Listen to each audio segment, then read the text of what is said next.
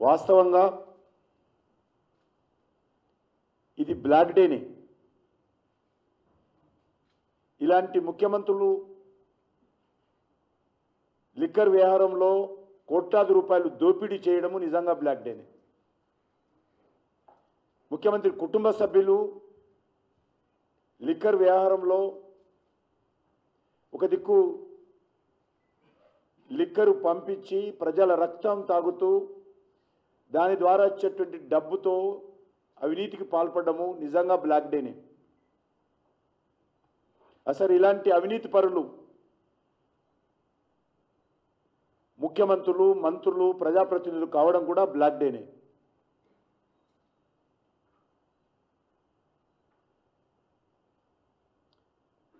కుటుంబాలను అడ్డం పెట్టుకొని వారసత్వ రాజకీయాలకు పాల్పడుతూ అధికారాన్ని చెలాయిస్తూ ప్రజాధనాన్ని అక్రమంగా దోపిడీ చేయడము నిజంగా బ్లాక్ డేనే. నేను ఒకటే కేసీఆర్ గారిని అడుగుతా ఉన్నాను, మీ కూతురును అరెస్ట్ చేసినప్పుడు మీరు ఎందుకు స్పందించలేదు?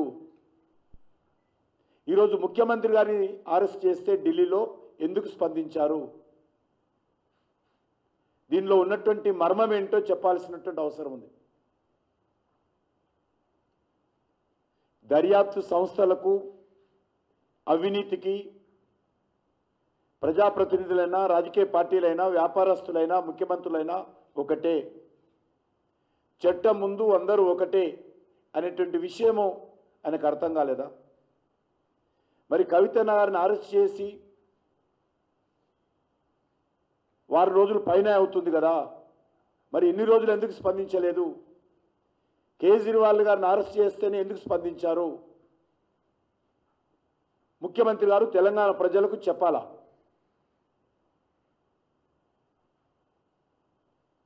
మాజీ ముఖ్యమంత్రి గారు క్షమించాలి.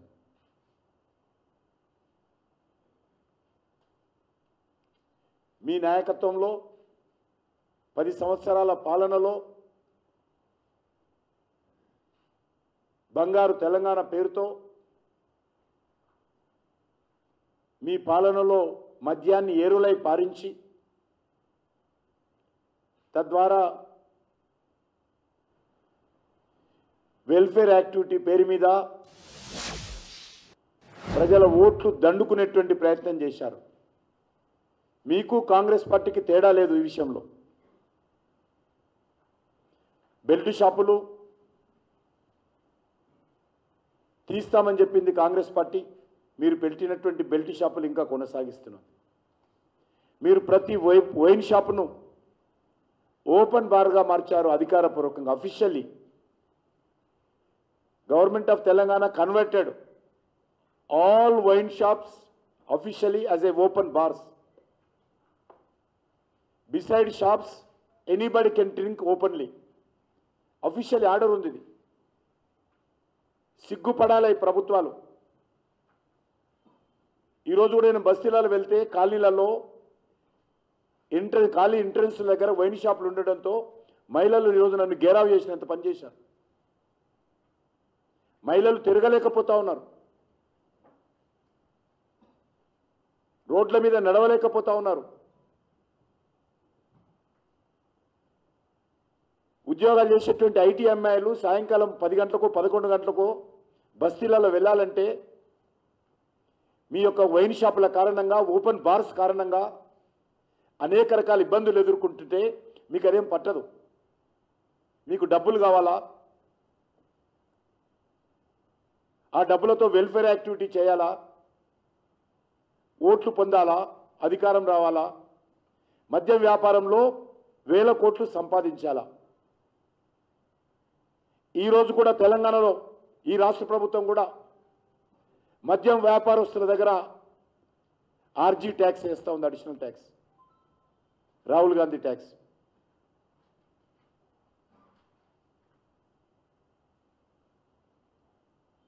రెండు 2014లో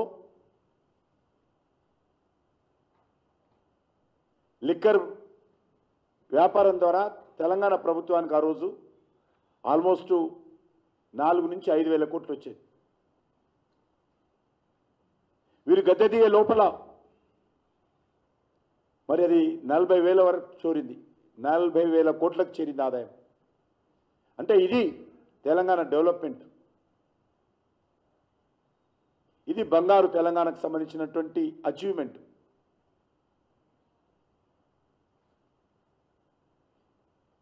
ఇదే రకమైనటువంటి మోడల్ లిక్కర్ బిజినెస్ మోడలు ఆప్ ప్రభుత్వానికి బదిలీ చేశారు. అందులోనే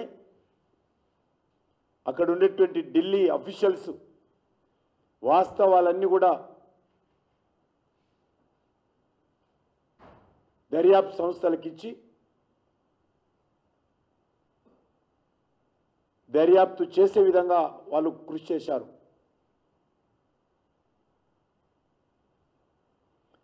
తెలంగాణలో దోచుకున్నట్లే ఢిల్లీలో కూడా దోచుకోవాలని తెలంగాణ మోడల్ను ఢిల్లీకి పంపి ఈ అవినీతి కుట్ర ఈరోజు బయటపడడంతో భారతీయ జనతా పార్టీని ఎందుకు విమర్శిస్తారో నాకు అర్థం కాదు.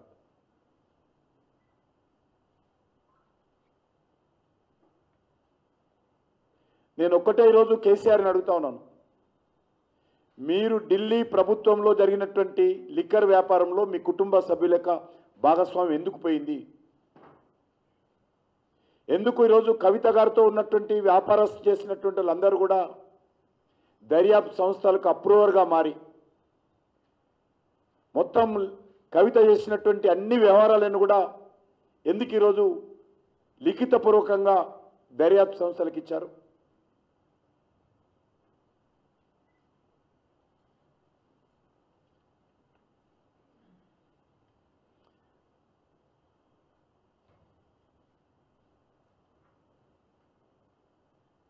బీరు బ్రాండీ వ్యాపారం చేస్తే ఆ వ్యాపారంలో అక్రమాలకు పాల్పడితే ప్రజాధనాన్ని దోపిడీ చేస్తే దానికి సంబంధించి దర్యాప్తు సంస్థలు దోషులను అరెస్ట్ చేస్తే అది కక్ష సాధింపు ఏ రకంగా అవుతుందో మాజీ ముఖ్యమంత్రి గారు చెప్పాలి.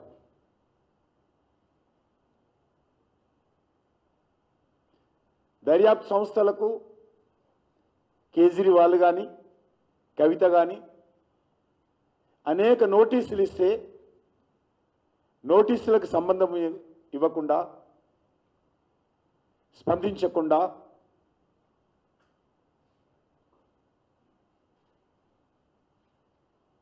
డొంకతిరుగుడు సమాధానాలు ఇస్తూ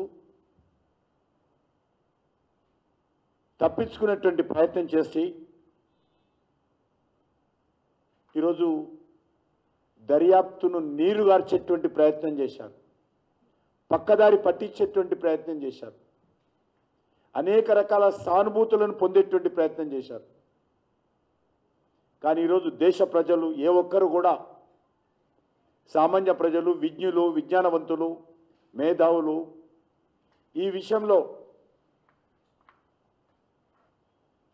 కేజ్రీవాల్ అరెస్టును, ఈ యొక్క లిక్కర్ కుంభకోణానికి సంబంధించినటువంటి దర్యాప్తును అందరూ కూడా సమర్థిస్తున్నారు. ఎందుకంటే ఇది బ్లాక్ అండ్ వైట్, సాక్ష్యాలు ఉన్నాయి, ఆరోపణలు కాదు, అన్ని రకాల సాక్ష్యాలు ఉన్నాయి. ఢిల్లీ ప్రభుత్వం యొక్క అవినీతి ఈ యొక్క కుంభకోణం మీద అన్ని రకాల దర్యాప్తులో వాస్తవాలు బయటపడ్డాయి. నేను ఒక్కటే ఈరోజు కేసీఆర్ని అడుగుతా ఉన్నాను. ఢిల్లీలో జరిగినటువంటి లిక్కర్ కుంభకోణంలో మీ కుటుంబానికి సంబంధం లేదని చెప్పగలుగుతారా? చెప్పడానికి ధైర్యం ఉందా? ఒకటి, ఆప్ ప్రభుత్వము ఢిల్లీ లిక్కర్కి సంబంధించినటువంటి కుంభకోణంలో కేజ్రీవాల్ కానీ వాళ్ళ మంత్రివర్గ సభ్యులకు కానీ సంబంధం లేదని కేసీఆర్ చెప్పగలుగుతారా?